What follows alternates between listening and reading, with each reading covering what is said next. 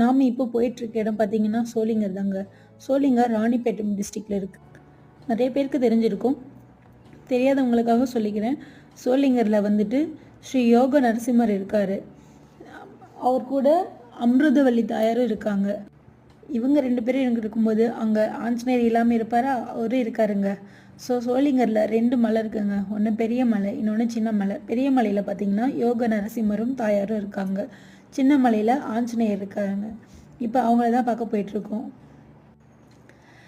பெரிய மலையில் பார்த்தீங்கன்னா 1305 ஸ்டெப்ஸ் இருக்குங்க.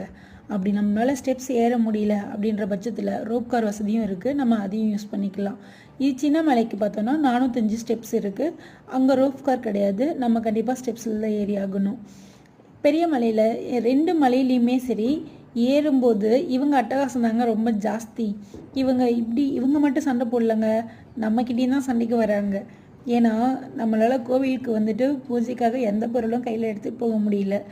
எப்படி பார்த்தாலும் நம்ம கையில் ஒரு கொம்போடு தாங்க மேலே ஏறி ஆகணும். இல்லைனா இவங்கக்கிட்டேருந்து நம்மளால் அவ்வளோ சீக்கிரம் எஸ்கேப் ஆகி வரவே முடியாது. இவங்களோட அலப்பறை அவ்வளோ ஜாஸ்தி. நாங்கள் சாதாரண சாட்டர்டேயில் தாங்க போனோம். அதனால் வந்துட்டு ரொம்பவே கோவிலில் வந்துட்டு ஃப்ரீயாக இருந்தது, தரிசனம் ரொம்பவே நல்லா இருந்தது. ஆனால் நம்ம கார்த்திகை மாதத்தில் போனோன்னா இங்கே கிட்டத்தட்ட 5 லட்சம் பேர் கிட்ட வருவாங்கன்னு அங்கே இருக்கவங்க சொல்கிறாங்க. ஏன்னா அந்த 3 நாள் வந்துட்டு கார்த்திகை மாதத்தில் 3 நாள் மட்டும் வந்துட்டு நரசிம்மர் வந்துட்டு கண் முழிச்சிருப்பாராம். அதனால் அப்போ ரொம்ப கூட்டம் இருக்கும் அப்படின்னாங்க. ஸோ நீங்கள் நல்ல தரிசனம் கிடைக்கணும்னு நினச்சிங்கன்னா இந்த மாதிரி இடைப்பட்ட நாட்களில் போயிட்டு வந்துடலாம். தரிசனம் முடிஞ்சதுக்கப்புறம் இந்த இடத்துலேருந்து பார்த்தோன்னா வியூ பாயிண்ட்டு செம்மையாக இருக்குங்க. பெரிய மலையிலேருந்து சின்ன மலையும், சின்ன மலையிலேருந்து பெரிய மலையும் ரொம்பவே அழகாக பார்க்கலாம். இந்த காட்சி பார்க்குறதுக்கே ரொம்ப மனசுக்கு இதமாக இருக்கும். பாருங்கள், சின்ன மலையிலேருந்து பெரிய மலை பார்க்குறதுக்கே எவ்வளோ அருமையாக இருக்குது.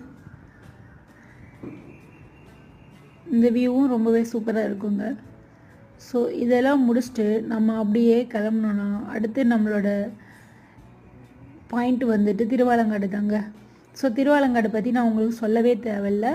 இங்கே வந்துட்டு நம்ம சிவபெருமானோட முதல் சபை, இது ரத்தின சபை. இதில் வந்துட்டு அவர் ஊர்த்துவ தாண்டவம் ஆடியிருப்பார். ஸோ இது அவரோட முதல் தாண்டவ ஸ்தலம்னு சொல்லப்படுது. ஸோ இந்த கோவில்லையுமே பார்த்திங்கன்னா கூட்டம் கம்மியாக இருந்தது. அதனால் பத்ரகாளி அம்மன் கோவிலும் சரி, திருவாலங்காடும் சரி, 2மே வந்துட்டு தரிசனம் ரொம்ப நல்லாவே அமைஞ்சுது. ஸோ நீங்களும் இங்கெல்லாம் போயிருக்கீங்கன்னா உங்களோட எக்ஸ்பீரியன்ஸ்லாம் எப்படி இருந்ததுன்னு மறக்காமல் கமெண்ட் பண்ணுங்கள். நன்றி.